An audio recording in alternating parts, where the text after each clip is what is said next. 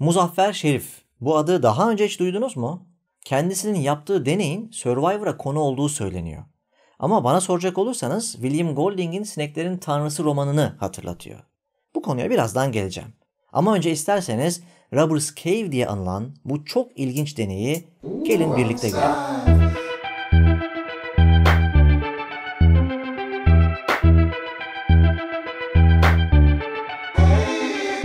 Muzaffer Şerif dünyaca ünlü bir sosyal psikolog. 24 tane kitap ve 60'tan fazla da makalesi var. Ve bu makaleleri ve kitaplara dünya genelinde deli gibi atıf yapılmakta. Muzaffer Şerif insanların kutuplaşmasını, grup dinamiklerini sosyal psikoloji açısından ele alırken bunu test edebilmek için bir deneye ihtiyaç duymuş. Öyle farelerle falan da değil, bu sefer kullanılacak olan kobaylar çocuklarmış. Evet, yanlış duymadınız. Çocuklar. Bu deney için şu adını sık sık duyduğumuz Rockefeller Vakfı Muzaffer Şerif'e bugünün parasıyla tam 245.000 pound vermiş. Ve sonra Şerif de kolları sıvamış. 1954 yılında Şerif öyle bir deneye başladı ki milletin ağzı açık kaldı. İşte deneyin kendisi. Yer Oklahoma Robbers Cave Milli Parkı. 11 yaşlarında 24 çocuk yaz kampına girdiklerini düşünürler ama aslında tabiatın içine yerleştirilmiş yapay bir laboratuvara girerler. Ve bundan kimsenin haberi de yoktur. Hatta Muzaffer Şerif'in kitabında bu çocukların sorunsuz orta sınıf protestan ailelerinden seçildiğinin de altı çiziliyor. Hepsi aynı eğitim seviyesinde. Sosyal olarak bir başarısızlıkları söz konusu değil. Yani aşağı yukarı hemen hemen hepsi aynı eşit koşuldalar. Dahası burada bir de şöyle bir parantez açmak istiyorum. Deneye katılan çocukların ailelerine 25'er dolar veriyorlar. Ki aileler deney sırasında çocuklarını ziyaret etmesinler. Bak, böylece ailelerden deney sırasında çocuklarını ziyaret etmemelerini isteyebilmişler.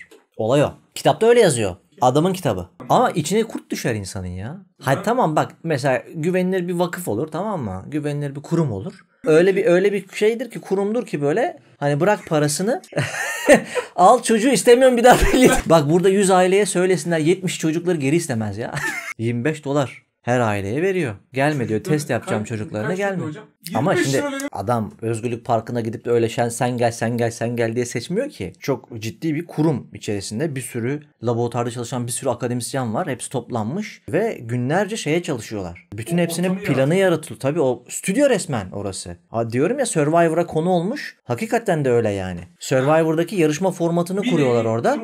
Truman Show aynen öyle ve onun hani stratejik olarak hesaplaması yapılıyor. Stüdyo kuruluyor. Planlar yapılıyor. Mesela şöyle davranırlarsa böyle yapacağız. Böyle olursa böyle. Bir de A, B, C, C, D planları falan da var. Size de 25 dolarınızı verelim. Bu kadar kaldı. Bana da öyle. Ben yazdım bunu. Ben kendimden şüphe ettim. Dedim olur mu ya bu? İzleyicilerimize söyleyelim. Bunun aslında astarı var mı yok mu araştırsınlar. Kitapta yazıyor dedim. Kitapta yazıyor. Tamam, işte başka bir kaynakta varsa söylesinler bize. Yorum kısmında tartışalım onu. Daha sonra kampın ilk aşamasında çocukları iki gruba bölmüşler. Çıngıraklı yılanlar ve kartallar diye de ad takmışlar. Ama gruplar birbirlerinden haberdar değiller. Bu ilk aşamada çocukların kendi aralarındaki bağları güçlendirmeleri sağlanmış. Deneyin ikinci aşamasında birbirinden habersiz iki grubu tanıştırmışlar. Ve aralarında bir rekabet yaratmışlar. Çeşitli yarışmalar düzenlenmiş. İp yarışı, beyzbol, futbol gibi aksiyonu yüksek oyunlar oynatmışlar. Sonuçta bir taraf kazanan ve bir taraf da kaybeden olacak demişler. Bu mücadele iki grup arasındaki tansiyonu bir hayli yükseltmiş. Bu çatışma o kadar yükselmiş ki aralarında hırsızlık başlamış. Birbirlerine zarar verme ve hatta yağmalamaya kadar gitmiş. Mesela kartallar çıngıraklı yılanların bayrağını çalıp yakmışlar. Çıngıraklı yılanlar da misilleme olarak kartalların takım liderinin pantolonunu çalıp turuncuya boyamışlar. Ve ertesi gün bayrak gibi de gezdirmişler. Üstüne de yazı yazmışlar. Kartalların sonu diye. Bunun üzerine kartallar çıngıraklı yılanların yataklarını kirletmişler ve kendi mıntıkalarına çekilip olası saldırı için çorapların içine taş koyup kendilerine silah yapmışlar. İkinci aşamadaki yarışların sonuncusunu kartallar kazanmış ve kupayı almışlar. Ama çıngıraklı yılanlar gidip kupayı çalmışlar. Sonunda fiziksel şiddetin artmasından dolayı gözlemciler olaya müdahale etmek zorunda kalmışlar ki çocukları birbirinden ayırabilsinler. Geldik 3. aşamaya. 3. aşamada uzmanlar gerçek olmayan sorunlar çıkartmışlar. Ama öyle sorunlar ki bunlar her iki grup ancak birleşip ortak bir hareket ederse bu sorunları halledebiliyorlarmış. Mesela film seyretmeleri için imkan yaratılmış ama bunun için yeterli parayı toplayabilmeleri gerekiyormuş. Ancak her iki grup da paralarını birleştirirse film seyredebileceklermiş. Mesela kampa su aktaran tesisatı bozmuşlar ve bu sorunu giderebilmek için çocukların hepsinin ortak bir çalışma yürütmesi gerekmiş. Kampa yemek getiren kamyoneti mahsustan çamura saplamışlar ve aracı çamurdan kurtarabilmek için her iki grubun da beraber yardım etmesi gerekiyormuş. Bu sorunu da ancak beraber çözebileceklerini anlamışlar. Deneyin sonunda da Sherif'in teorisi doğrulanmış. Nedir Sherif'in teorisi? Realistic Conflict Theory. Gruplar arası çatışmanın çıkarlar uğruna üst seviyeleri çıktığını gösteren bir yaklaşım.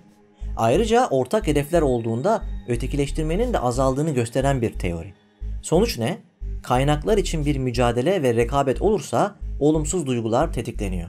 Oysa bu deney ötekileştirmeyi yok etmek için farklı grupların aynı amaç için mücadele etmesi gerektiğini gösteriyor. Muzaffer Sherif'in yaptığı aslında William Golding'in bu meşhur Sineklerin Tanrısı adlı romanını laboratuvar ortamında denemesi. Burada tabii ki bilim mi sanatı taklit ediyor yoksa sanat mı bilimi taklit ediyor bilemeyiz. Çünkü Sineklerin Tanrısı da 1954 yılında yayınlandı. Aynı yıl Sherif deneyine başladı ama deneyin hazırlıklarına 1953 yılında başlamış ve 1961 yılına kadar da sürmüş. En nihayetinde Muzaffer Sherif The Robbers Cave Experiment, Intergroup Conflict and Cooperation adında bir kitap yayınladı. Ne zaman? 1961'de. Sineklerin Tanrısı adlı romanı hatırlamayanlar için kısa bir not düşelim. Sineklerin Tanrısı'nda adaya düşen çocukların maceraları anlatılıyor. Roman boyunca hem hayatta kalmaya çalışırlarken aynı zamanda gruplaşıp kendi içlerinde çatışmalar yaşıyorlar. Ölüme kadar varan durumlarla yüz yüze geliyorlar. Roman ile Muzaffer Sherif'in deneyi arasında ufak bir fark var.